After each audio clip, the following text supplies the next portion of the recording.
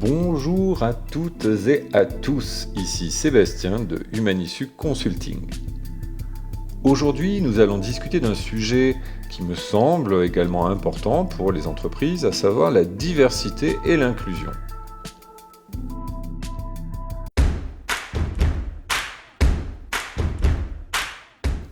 Dans un monde globalisé, la capacité d'une organisation à valoriser la diversité et à créer un environnement inclusif est non seulement une question d'équité, mais aussi un levier de performance. Dans cet épisode, nous allons explorer pourquoi la diversité et l'inclusion sont si importantes, comment elles peuvent être intégrées dans la culture d'entreprise, et nous allons examiner des exemples récents pour illustrer ces concepts. Première question, pourquoi la diversité et l'inclusion comptent-elles ? En fait, la diversité et l'inclusion ne sont pas seulement des questions de justice sociale, elles sont également essentielles pour l'innovation, la prise de décision et la performance globale de l'entreprise. Une étude de McKinsey en 2022 a révélé que les entreprises les plus diversifiées étaient 36% plus susceptibles d'obtenir une rentabilité supérieure à la moyenne de leur secteur. La diversité inclut les différences de genre, d'origine ethnique, de culture, d'âge, de compétences, d'orientation sexuelle, et bien plus encore. L'inclusion, quant à elle, consiste à s'assurer que toutes ces voix diversifiées sont non seulement entendues, mais également valorisées et intégrées dans la prise de décision. Une organisation inclusive est celle où chaque salarié, chaque employé se sent respecté, soutenu et capable de contribuer pleinement. Historiquement, le concept de diversité a toujours été un peu flou, mais à partir des années 70-80, les initiatives de diversité étaient souvent motivées finalement par des exigences légales, comme l'adoption des politiques de non-discrimination, l'égalité des chances, etc., etc.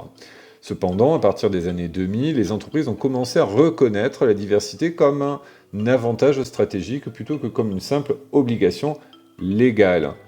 J'en veux pour exemple Benetton, United Colors of Benetton, qui a finalement mis en avant cette diversité dans une stratégie marketing qui lui a plutôt bien réussi. Plus récemment, les mouvements sociaux tels que Black Lives Matter et MeToo ont accéléré la prise de conscience de l'importance de la diversité et de l'inclusion. De nombreuses entreprises ont répondu à ces mouvements en révisant leurs politiques internes, en lançant des programmes de formation sur les préjugés inconscients et en fixant des objectifs ambitieux en matière de diversité. En France, la loi Copé-Zimmermann de 2011 a été un tournant majeur en imposant des quotas de femmes dans les conseils d'administration des grandes entreprises. Cette loi a contribué à accroître la représentation des femmes dans les instances dirigeantes, même si des défis subsistent, soyons clairs, pour atteindre une véritable parité.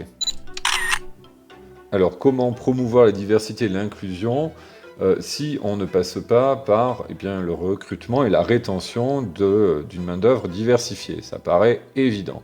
Donc cela commence par une révision des pratiques de recrutement pour s'assurer qu'elles sont exemptes de biais et qu'elles attirent un large éventail de candidats. L'Oréal, par exemple, en 2021, a lancé un programme de recrutement diversifié appelé, je crois, Talent Without Borders, visant à attirer des talents issus de milieux variés, notamment des personnes en situation de handicap, des minorités ethniques et des personnes issues de parcours non traditionnels. Ce programme inclut la formation des recruteurs pour éliminer les biais inconscients ainsi que des partenariats avec des organisations spécialisées pour atteindre des groupes sous-représentés. En conséquence, finalement, L'Oréal a pu enrichir son vivier de talents, mais a également amélioré son image, et on va parler là de l'image de marque employeur, donc en tant qu'employeur inclusif. Donc dans votre entreprise, première question à se poser, quels sont vos processus de recrutement ? Assurez-vous que vos offres d'emploi sont inclusives, que vos recruteurs sont formés à identifier et à éliminer les biais, et que vous ciblez des canaux de recrutement diversifiés. par ailleurs, mettent en place des programmes de mentorat et de développement de carrière pour soutenir les talents issus de milieux sous-représentés. Ensuite, les politiques internes sont importantes pour créer un environnement de travail inclusif où chaque employé se sent valorisé et respecté. Donc cette politique interne doit inclure des formations, une culture d'entreprise qui célèbre les différences. AXA, par exemple, a fait de l'inclusion une priorité stratégique. En 2022, AXA a lancé son Inclusion Index, un outil de mesure permettant de suivre l'inclusivité au sein de l'entreprise. Cet indice est basé sur des enquêtes régulières auprès des employés qui évaluent des aspects tels que le respect des différences, l'égalité des chances et le soutien des managers. C'est en soi une enquête de climat social. Les résultats ont ensuite été utilisés pour identifier les points à améliorer, les domaines à améliorer, et pour élaborer des plans d'action concrets. Par exemple, toujours avec AXA, à développer des formations sur les préjugés inconscients et à créer des réseaux de soutien pour les femmes, les personnes LGBTQ+, etc., et les employés en situation de handicap. Ces initiatives vont contribuer à renforcer l'engagement des employés et à améliorer les performances de l'entreprise, sans parler bien évidemment de l'amélioration de la marque employeur. Enfin, pour créer un environnement inclusif dans votre organisation, commencez par évaluer la perception de l'inclusivité parmi vos employés. Le meilleur moyen est sûrement l'enquête de climat social. Donc vous pouvez utiliser des enquêtes, des groupes de discussion, mettre en place des indicateurs de performance pour identifier les zones à améliorer. Ensuite, charge à vous de développer des politiques et des programmes qui soutiennent la diversité et l'inclusion, et assurez-vous que les leaders de l'entreprise donnent l'exemple en adoptant ces valeurs. Une autre stratégie consiste à favoriser l'éducation et la sensibilisation sur les questions de diversité et d'inclusion. Il est important que tous les membres d'une organisation comprennent les enjeux et les bénéfices d'une culture d'entreprise inclusive. Prenons l'exemple de Google, encore eux, en 2021, a intensifié ses efforts en matière de sensibilisation à la diversité en lançant un programme appelé Allyship in Action.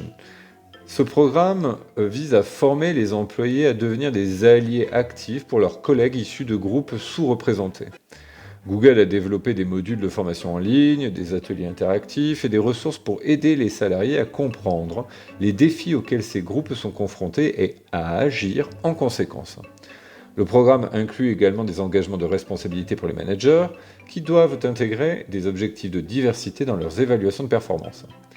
Depuis le lancement du programme, Google a rapporté une augmentation de l'engagement des employés et une amélioration des scores d'inclusion dans ses enquêtes internes. Vous l'aurez compris, encore une activité névralgique dans une entreprise, la formation. Donc, envisagez dans votre entreprise pour sensibiliser à la diversité et à l'inclusion. Envisagez donc des programmes de formation sur ça, sur la diversité, l'inclusion et les préjugés inconscients. Organisez également des ateliers, invitez des conférenciers et encouragez des discussions ouvertes sur ces sujets.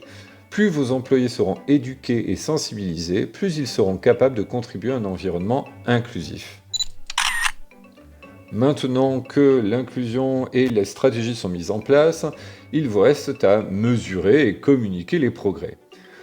Bien évidemment, il est important, voire crucial, de suivre l'évolution de vos initiatives et d'être transparent sur les succès et les défis rencontrés. Je vais vous reparler de BNP Paribas, qui a mis en place un tableau de bord sur de la diversité en 2021 pour suivre les progrès réalisés dans ce domaine. Ce tableau de bord inclut des indicateurs tels que la représentation des femmes, des minorités dans les postes de direction, le taux de promotion des employés issus de groupes sous-représentés et la participation au programme de formation sur la diversité. BNP Paribas publie régulièrement ces données dans son rapport annuel en soulignant les avancées et les axes d'amélioration. Cette transparence a finalement renforcé la confiance des parties prenantes et a montré l'engagement de l'entreprise en faveur de la diversité et de l'inclusion. Ainsi, pour mesurer vos progrès et communiquer vos progrès. Je vous invite donc à mettre en place des indicateurs de performance clairs en matière de diversité et d'inclusion et assurez-vous qu'ils soient intégrés dans vos processus de reporting. Publiez régulièrement ces informations et soyez transparent sur les défis rencontrés, tout en célébrant, bien évidemment, les réussites. Cette approche renforce la responsabilité et montre à toutes les parties prenantes que vous prenez ces enjeux très au sérieux. En résumé, la diversité et l'inclusion ne sont pas seulement des questions de conformité ou de responsabilité sociale, ce sont des moteurs de performance et d'innovation.